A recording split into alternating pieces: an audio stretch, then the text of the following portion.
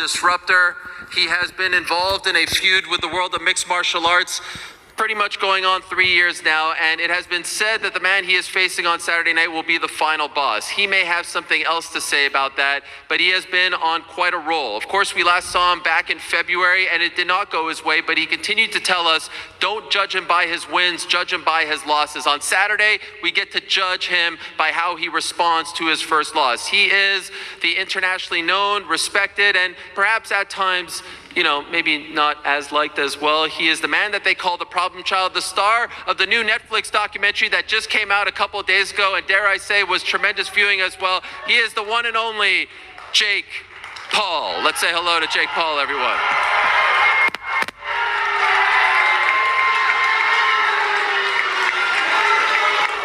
Howdy, Jake. Good, and he's got his what up, familiar Texas? Robot with him. Let's go! Who is playing some interesting highlights on his chest. And so without further ado, let us say hello to the final fighter that we want to bring up to the stage. Really a man who needs no introduction. And every time you say that, by the way, you always end up giving that person an introduction. And this guy deserves one. Of course, the winner of The Ultimate Fighter Season 5, the original BMF champion, the man who made that belt, who introduced that belt, who validated that belt, fought them all, beat the vast majority of them from Conor McGregor all the way on down. Everyone knows him. Everyone respects him. Most importantly, he is the face of Real Fight Inc. And on Saturday, he'll be making his long-awaited, much-anticipated pro boxing debut after winning his final UFC fight against Tony Ferguson back in September of last year. He is the pride of the 209. He is the pride of Stockton, California. He is the one and only Nathan Diaz.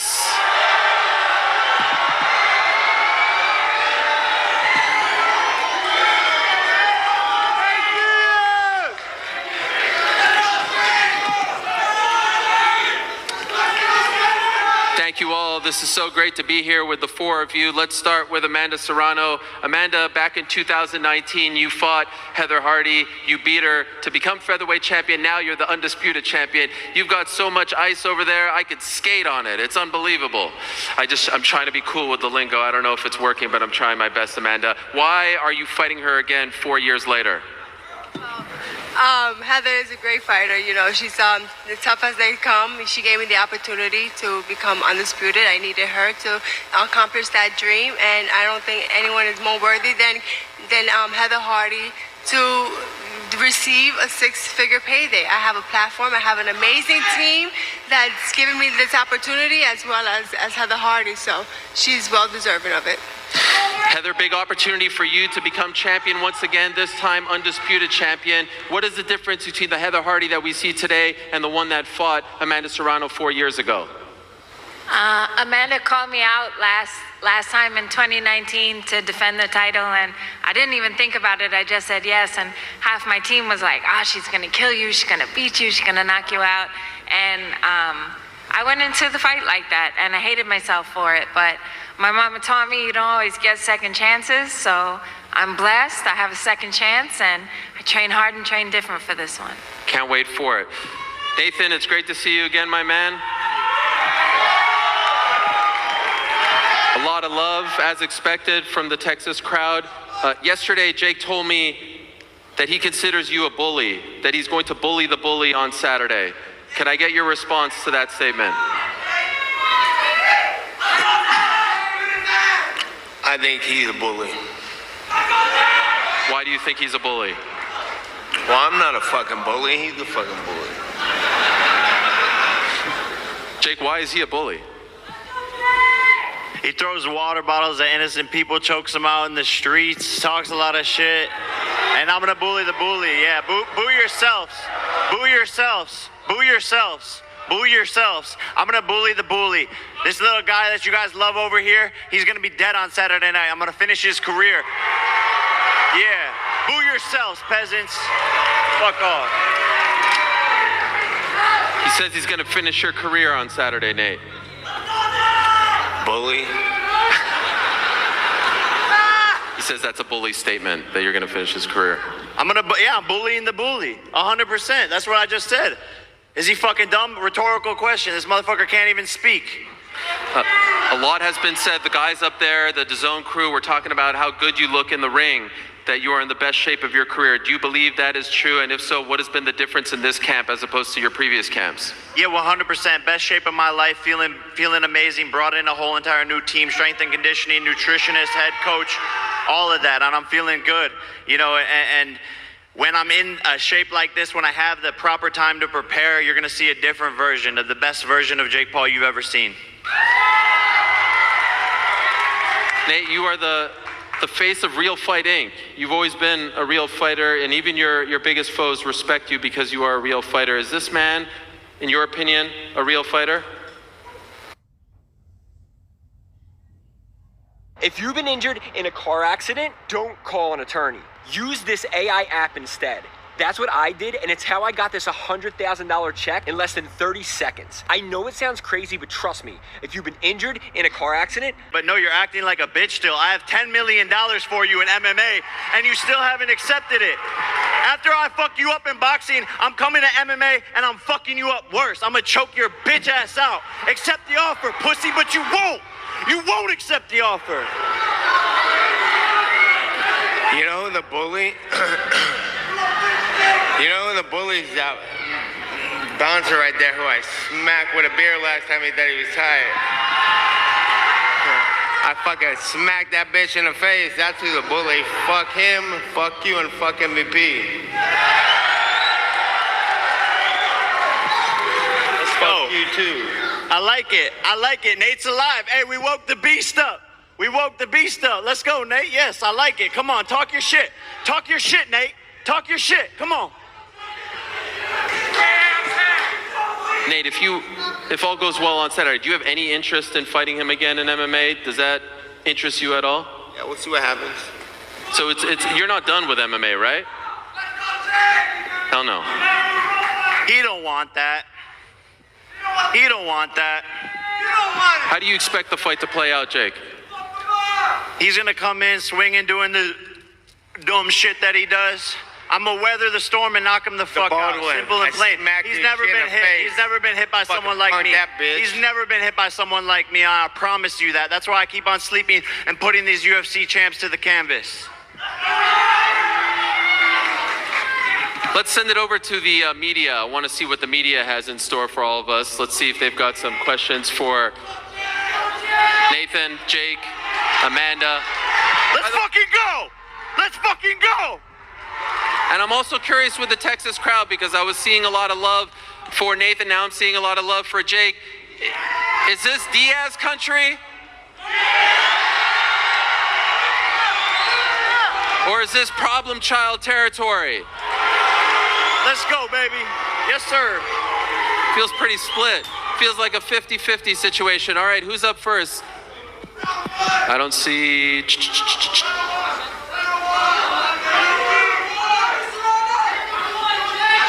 All right, here we go. Question from the media. You are up first. Make it good, my man. Kendrick Johnson for MMA Weekly. This is for good old Jake. How much did Larry Wade help you out with your conditioning to get you ready? Because he's a world-class trainer, and you kind of tired last time. So this time, when you think you get the late knockout with Larry in your corner? Yeah, it's a world of difference. When you bring in one of the best strength and conditioning coaches in the world, I'm prepared. I'm excited to go 10 rounds. That's what Nate wanted, and so I'm going to give it to him, and he's going to regret wanting to go the distance and go far with me. But Larry Wade made the world of the difference.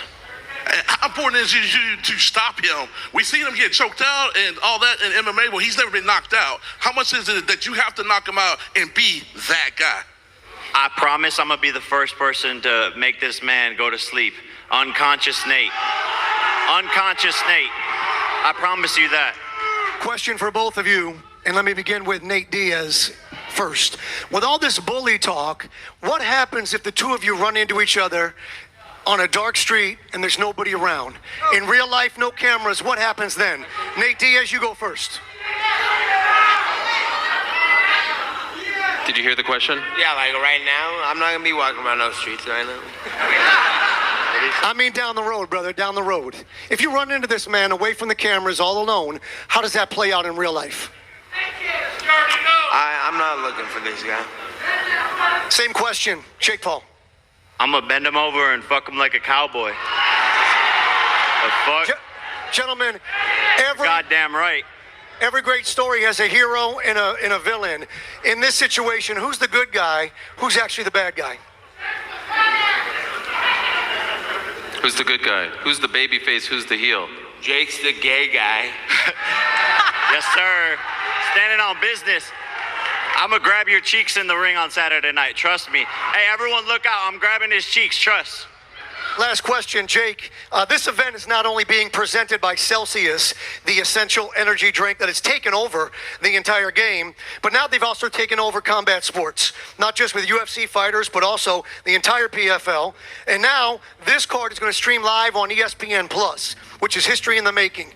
Can you speak, you're a smart businessman, can you speak a little bit about how huge it is to partner on this event with such enormous brands like Celsius and ESPN Plus and make history? What is that like for you and your business model? Hashtag ad? It's amazing, man. I'm excited. It's such a big event. The Celsius, the best drink in the world. ESPN Plus, one of the best platforms in the world. The Zone, one of the best platforms in the world. I'm just happy to be here. We're in Texas doing it big, baby. Everything's bigger in Texas. Let's go. All right, who's up next? Hey guys, Derek. Oh, not you again. Better keep it professional, my man. Hey, fuck you guys. Hey, Nate, sorry, Derek from Better Media here. Nate, I actually just wanted to apologize for the last press conference. Oh, here it comes. When I asked to fight your brother in the undercard. I'm sorry that your feelings were hurt. That was more of a statement than a question. Well, it was an apology. Okay, fine, fair enough. And like, it's, maybe if your boys see me, maybe they won't fuck me up this week. Anything to say, Nate? Can't wait to watch Jake knock you the fuck out. Get this little motherfucker, bro. What's up with this? Hey, bring this little bitch up here. Get him the fuck out of here. Straight the fuck out. Bring him up here. He's coming. Oh, no. Oh, no. Oh, no. Derek, what have you done? The lack of respect from all the pussies What is in going this on? fucking camp, motherfucker. That's the problem. What is going on? Fucking influences. These guys influence fucking the fucking island gay boys because of motherfuckers like you, bitch. You're the fucking bad guy, and this little fuck right here needs his ass whipped. And fuck your dad too. How about that? Fuck your whole shit. All right, let's move this along, and please try to keep the He's questions mad. respectful. Who's up? I He's can't. mad. Nate's mad, guys. Watch out, guys. Nate's mad. My man. What's going on, guys? We're so Jake, scared. Nate's mad. Fuck you, pussy. Yeah, bring it to the ring. Bring it to the ring, brother. Fuck you. Yeah, we get to fight in 2 days. I'm glad you're mad. Get emotional. what's going on, guys? So, Jake, you were talking about a rematch in the cage. Obviously, both of you guys have very popular older brothers. Can you imagine your brothers having a match in the cage as well on that card? Is that something that you're looking forward to? Nick versus Logan, as well as you versus Nate in the cage. Man, we'll see. He needs to accept the offer, but he's ducking me. Duck, duck, goose over here. This Saul with the Kasaka Boxing. Question for Nate. Nate, would you ever consider going back with Dana? As far as the MMA, I know you're a free agent, and Jake wants a rematch. I mean, we still have to see Saturday how it plays out. So, based off that, that's just a question. But if you don't want to answer, that's cool. I get you, boss. I didn't understand the question. It was if he would ever go back with Dana as far as the UFC. Would he ever go back to the UFC? Yeah, with Dana White. Yeah. Oh, with Dana. Okay, Yeah, okay. Sorry, I thought you free said. agent. Yeah. Would you ever go back to the UFC? Yeah, I plan on fighting the biggest fights, the hardest fights for the rest of my time. So, for sure. All right, we'll take a couple more here. My man over there. This question is for Nate Diaz. Nate, You know, it's no secret you're very popular here in Texas as well as in California. You've been training with one world-renowned trainer, Robert Garcia, at Robert Garcia Boxing Academy. Explain as far as the preparation, the sparring, or any advice that you received from Robert with his years of experience in boxing. No, it was a good little training camp we had over there. We had good work, and we talked a little bit, but nothing major I could think off top right now.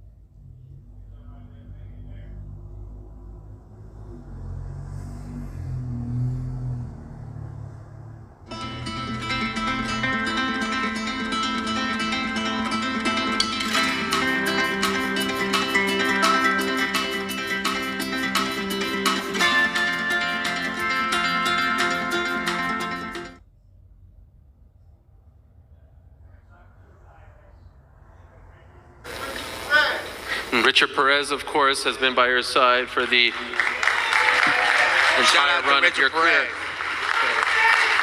You have one more? My last question. Yesterday, Nate, you mentioned it's either kill or be killed. And we asked Jake, he said he was going to be doing the killing and that he was going to kill you in the ring. When you hear that, what goes through your mind? Does it get you more motivated? And as far as... Okay. Who's talking? Was that question for Jake or Nate? For both. Jake, you go first. Yeah, I didn't know what the question was either. Do you mind just repeating it very quickly? Yesterday at the media day, Nate said that it was kill or be killed.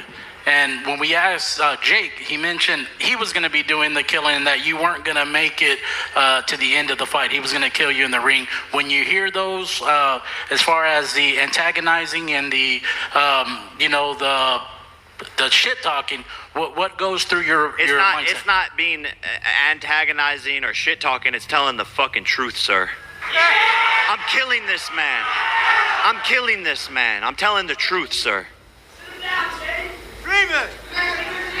All right, there's one last one. You get the final word. My question is for everybody on the panel. How excited are you guys to perform for this amazing Dallas crowd? Heather, you go first. Super excited to be the Undisputed Champion, and I'm going to leave Undisputed Champion here in Dallas. Sorry, Amanda. Heather, do you want to say something about fighting in front of the Dallas crowd? I'm excited. Okay. I think you guys are excited too. I'm excited, man. I'm a ball on his face like Luka Doncic dropping 40 on his face. Final word to you, Nate? Luka Doncic on his head ass. A man of few words. All right, we're going to face off the fighters now, so stay tuned for that.